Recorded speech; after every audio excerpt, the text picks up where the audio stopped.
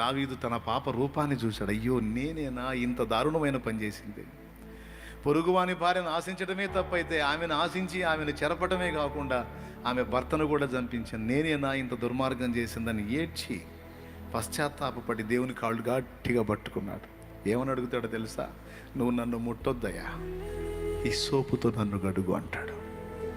ఎందుకంటే నువ్వు ముట్టడానికి కూడా నేను అర్హుణ్ణి కాను, నువ్వు నన్ను తాకి కడగటానికి కూడా యోగ్యుణ్ణి కాను, ఈ సోపుతో నన్ను గడుగు. అంత పవిత్రుణ్ణి, అంత నీచుణ్ణి, అంత దరిద్రుణ్ణి, అంత పాపిని. దేవా, నేను మంచోడిని కాదు దేవా, నేను నీచుణ్ణి దేవా. నువ్వు నన్ను శాపానికి అప్పచెప్పటం న్యాయమే, నువ్వు నన్ను కష్టాలకు అప్పచెప్పటం న్యాయమే, నువ్వు నన్ను బాధలకు అప్పచెప్పటం న్యాయమే, ఎందుకంటే నేను మంచోడిని కాదు.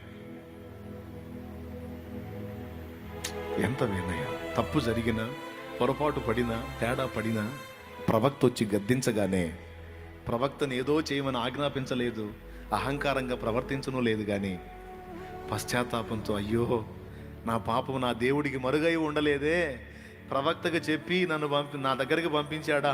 అయ్యో దేవా, నీ గ్రంథంలో రాశావా నా పాపాన్ని? అయ్యో దేవా, నేను ఎంత పాపిని దేవా, ఇంత వికృతమైన పని నేను ఎట్లా చేశాను దేవా? నీ దావీదేనా ఇంత పని చేసింది? నీ దావీదేనా? అయ్యో దేవా అనుకుంటా పోయాడు.